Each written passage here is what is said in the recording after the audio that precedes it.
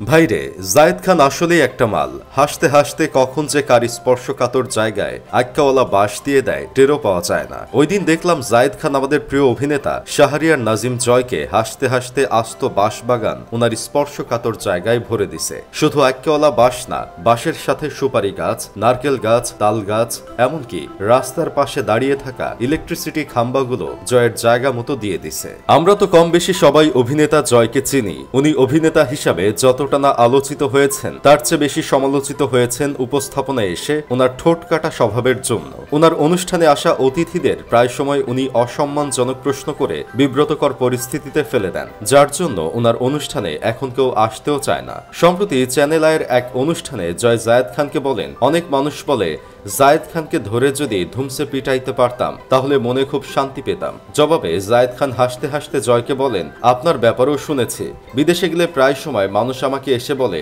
এই জয় নামক বেহায়াটাকে পিটাতে পারেন না। ভাইরে, একেই হয়তো বলে ইট আর পাটকেলের দুঃখজনক সংঘর্ষ। যেমন প্রশ্ন তেমন উত্তর। চিন্তা করেন একবার, অনুষ্ঠানে ডেকে এনে কেউ কাউকে এমন টাইপের কথা বলতে পারে যে অনুষ্ঠান লাখ লাখ মানুষ দেখে, সেই অনুষ্ঠানে কাউকে ছোট করে এমন অসম্মানজনক কথাটা বলা কি আসলেই জয়ের উচিত হয়েছে? আজ এই অনুষ্ঠানে জায়েদ খানের বদলে যদি হিরো আলমও থাকতো, তারপরও জয় এমন অসম্মানমূলক প্রশ্ন করার অধিকার রাখে না। জয়ের মনে রাখা উচিত ছিল, জায়েদ খান যেমন তেমন নায়ক না। জায়েদ খান এখন শুধু বাংলাদেশের নায়ক নাই, তিনি এখন আন্তর্জাতিক নায়ক হয়ে গেছেন। আর কয়দিন পর তাকে নিয়ে নির্মাণ করা হবে আন্তর্জাতিক মানের সিনেমা, যে সিনেমা একদিন হলিউডের সকল সিনেমার রেকর্ড ভেঙে দিবে। ডেডপুল সিনেমায় মিস্টার জায়েদ খানকে প্রথমে কাস্ট করা হয়েছিল, কিন্তু তিনি সাকিব আল হাসানের সাথে বিজ্ঞাপনের শুটিং নিয়ে ব্যস্ত থাকায় ডেডপুল সিনেমার প্রপোজাল ফিরিয়ে দিয়েছেন। থামেন ভাই, আমাকে আগেই গালাগালি কইরেন না। আমার আপনার প্রিয় ফ্লপ স্টার ডিগবাজি খান নিজেই বলেছেন তিনি এখন আর এক দেশের তারকা না, বিভিন্ন দেশের মানুষের ভালোবাসা দেখে জায়েদ খানের মনে হয়েছে উনি আন্তর্জাতিক তারকায় পরিণত হয়েছে, তাই আমি একটু বাড়িয়ে বলেছি,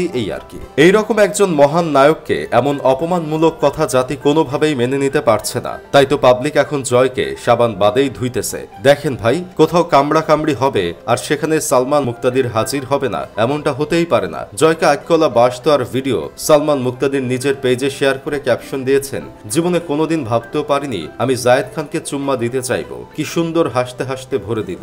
জয় হয়তো ভেবেছিল জায়েদ খানকে পচিয়ে নিজে পাবলিকের থেকে বাহবা পাবে, কিন্তু এখন হয়ে গেছে উল্টো। সবাই জায়েদ খানের পক্ষ নিয়ে যেভাবে পারে সেভাবেই জয়কে ভরে দিচ্ছে। কেউ বলছে এতদিন জায়েদ খান সঠিক জায়গায় সঠিক উত্তর দিছে, আবার কেউ বা জয়কে কমেন্টে মেনশন করে বলছে, জয় ভাই এখনো সময় আছে, কথাবার্তার ধাঁচ পরিবর্তন করেন, অন্যকে সম্মান দিতে শিখেন, তাহলে অন্যরাও সম্মান দিবে আপনাকে।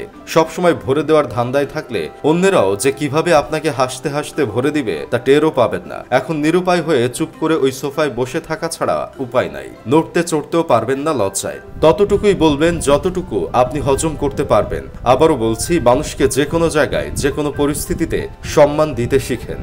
যাই হোক, শেষমেশ আমি গোলাম হোসেন একটা কাজের কথা কই। শাহরিয়ার নাজিম জয় আমাদের 90 দশকের ছেলে মেয়েদের কাছে খুব পরিচিত একটা নাম। সুযোগ পেলে জয়ের পুরনো নাটকগুলো এখনো দেখি মন ভালো করার জন্য। ছোটবেলার প্রিয় অভিনেতার এমন অধঃপতন দেখাটা আসলেই কষ্টকর।